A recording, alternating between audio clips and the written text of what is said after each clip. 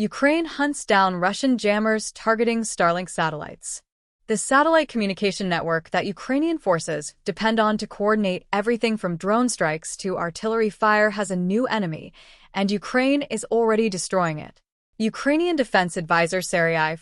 Beskrestnov, a widely followed open-source intelligence analyst who tracks electronic warfare developments along the front, has publicly identified a Russian electronic warfare system called Volna Kupol Garant that is specifically designed to jam Starlink satellite terminals by overwhelming the satellites themselves with interference rather than targeting the terminals on the ground, and has confirmed that Ukrainian forces are locating and eliminating these systems as a priority target. Starlink, the low Earth orbit satellite internet constellation operated by SpaceX, became the backbone of Ukraine's battlefield communications network after Russia's full-scale invasion began in February 2022, with tens of thousands of terminals providing the reliable, high-bandwidth connectivity that Ukrainian units use to operate reconnaissance drones, share targeting data, coordinate fires, and maintain command and control links across a front stretching hundreds of kilometers. Russia's ability to jam or disrupt Starlink therefore carries consequences that go well beyond disrupting internet access.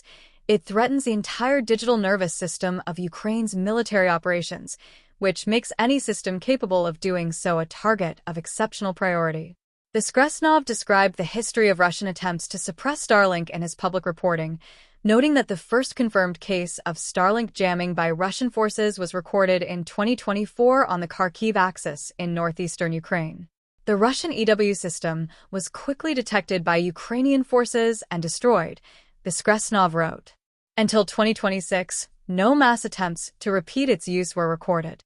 The pattern changed after Ukraine intensified deep strikes against Russian logistics infrastructure using mid-range strike systems, at which point Russian forces apparently resumed efforts to protect their rear areas by denying Ukrainian forces the communication links they need to coordinate and sustain those strikes. After the start of attacks on Russian logistics with Ukrainian mid-range strikes, we again began to record EW working against the Starlink communication system, Beskrestnov wrote. Of course, we detect and will continue to detect such enemy systems and destroy them.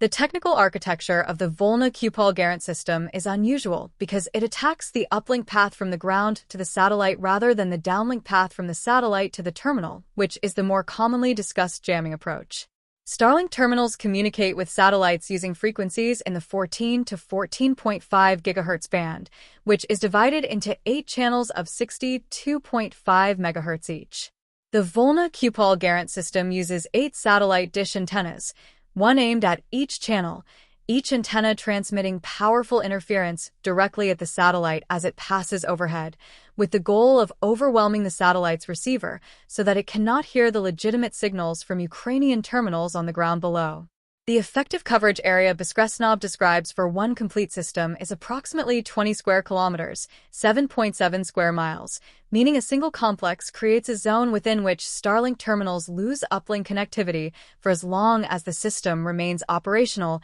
and aimed at the relevant satellite. The physical configuration of the Volna Kupol Garant makes it transportable but not easily concealable, and that combination of mobility and visual signature appears to be a key factor in Ukraine's ability to locate and destroy these systems. Beskrestnov describes the system as mounted on trailers, with 2 antennas per trailer and 6 trailers in a complete complex, for a total of 12 antennas working across the 8 Ku-band uplink channels. Each antenna is visually distinctive, enclosed in what Beskrestnov describes as an egg-shaped radome that conceals a motorized satellite dish with a tracking mechanism inside, allowing the antenna to follow a satellite across its arc without requiring the entire trailer to be repositioned. The antenna arrays can be dismounted from the trailers and deployed on a single platform or installed directly on the ground when the tactical situation requires a lower profile than a trailer-mounted configuration would allow, but the power consumption of the system constrains its deployment options.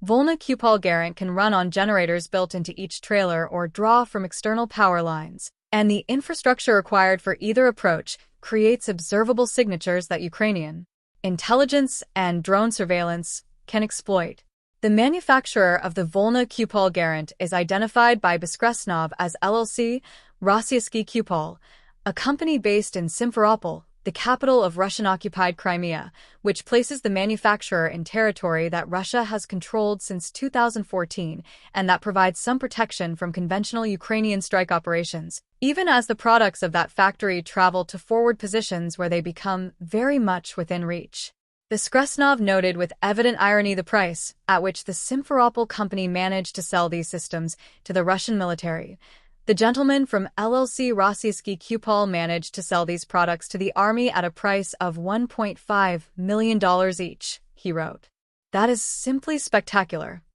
The characterization captures both the procurement culture that has allowed Russian defense contractors to charge premium prices for systems of uncertain effectiveness and the practical reality that a complex requiring 12 egg-shaped antennas on 6 trailers, with substantial power infrastructure, managed to operate along the front long enough to be detected and destroyed rather than proving invulnerable to the Ukrainian forces it was designed to hamper. The Volna Kupol Garant may protect 20 square kilometers of Russian rear area for as long as it survives, but Ukraine's demonstrated willingness and ability to locate and destroy it suggests that the protection it provides comes with an inherent and unavoidable expiration date.